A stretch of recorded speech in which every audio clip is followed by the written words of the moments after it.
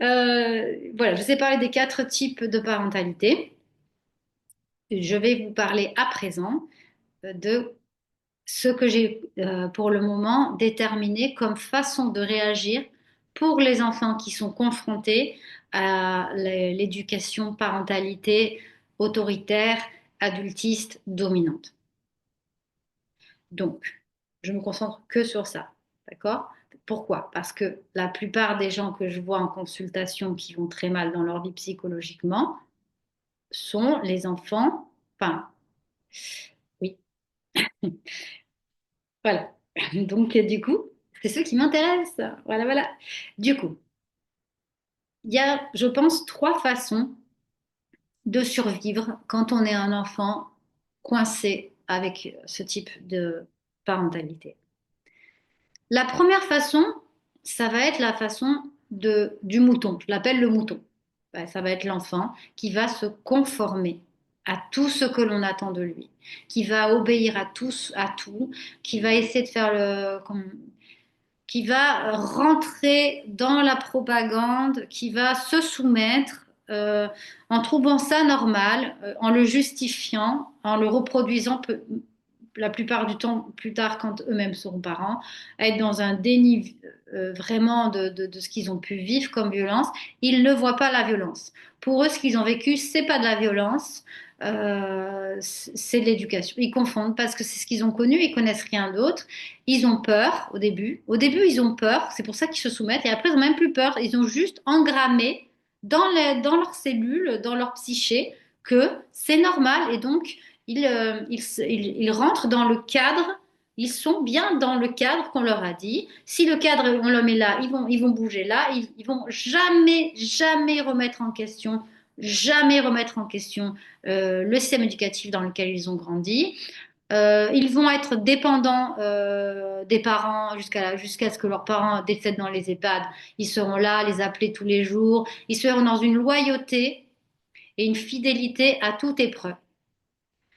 Et donc, ils seront toujours là pour obéir, répondre aux besoins des parents, correspondre à ce que les parents attendent d'eux.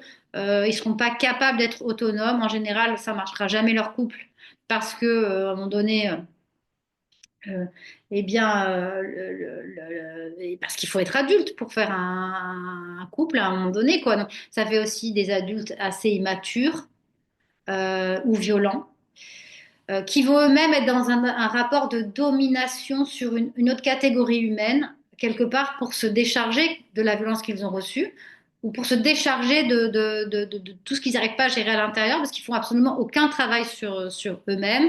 Ils sont très psychorigides, ils peuvent être très colériques, ils ne savent pas du tout gérer les émotions.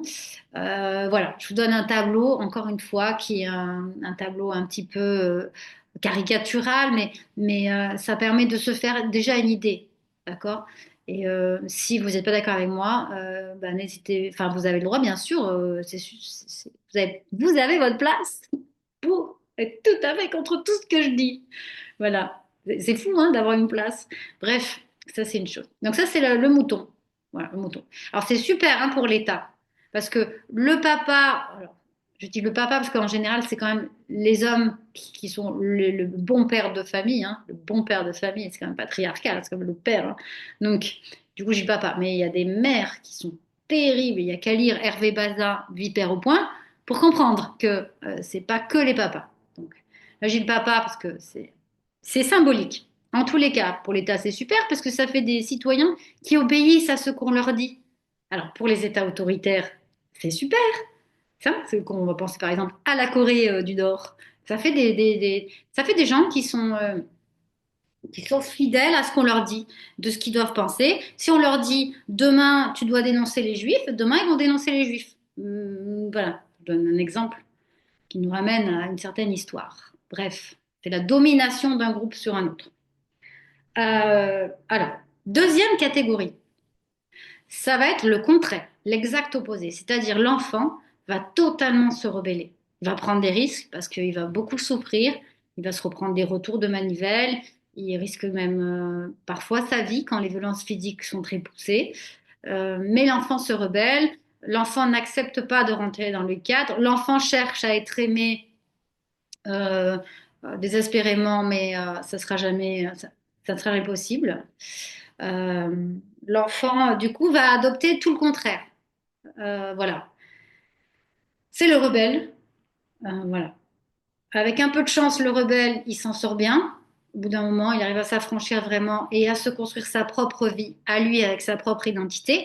Mais le danger, c'est que par réaction, par opposition, par désir d'opposition aux parents, il va faire certains choix qui seront nocifs pour lui, qui vont le mettre en danger, lui. Parce que bien sûr, par exemple, imaginons un parent, la plupart des parents ne veulent pas que leurs enfants se droguent, par exemple. Si le parent ne veut pas que l'enfant se drogue, c'est un parent hyper autoritaire, machin, qui domine complètement son enfant, bah, son enfant, il risque d'aller vers la drogue, juste pour faire, à la base, pour, bon, déjà parce qu'il y a une souffrance, donc il veut éteindre sa souffrance, mais c'est pour vous donner un exemple, c'est-à-dire, des fois, les parents autoritaires, hein, dans les règles qu'ils veulent mettre en place, c'est des règles qui sont bien pour l'enfant. C'est des bonnes règles, en fait. Vouloir qu'un enfant fasse bien ses devoirs, à la base, c'est juste bien parce que l'idée, c'est quand même que l'enfant, il ait un bon métier plus tard pour bien gagner sa vie, etc., etc. Donc, évidemment, c'est positif. Le problème, c'est comment c'est fait. Et si l'enfant, il veut se rebeller contre ça, eh ben, il peut faire du décrochage scolaire, il peut faire toutes sortes de comportements qui vont le mettre en danger, surtout pendant l'adolescence. Ensuite, la troisième façon de survivre, ça va être la façon que j'appelle caméléon.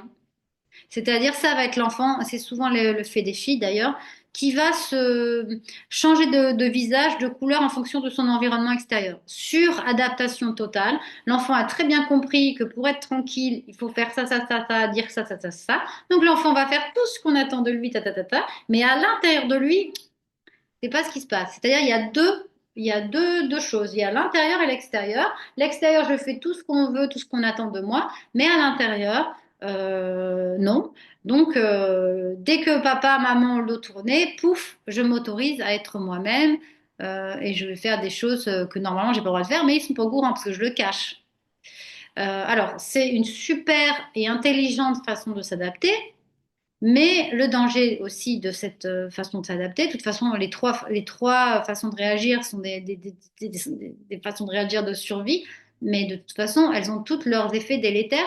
Ben, là, dans le cas du caméléon, c'est que le problème, c'est qu'à un moment donné, le caméléon, il peut ne plus vraiment savoir qui il est, à force d'avoir été tout le temps en suradaptation, à force d'avoir tout le temps dû changer de couleur, changer de visage, changer voilà, il peut ne plus trop savoir vraiment qui il est au bout d'un moment et se perdre dans ces différentes apparences, dans ces différentes façons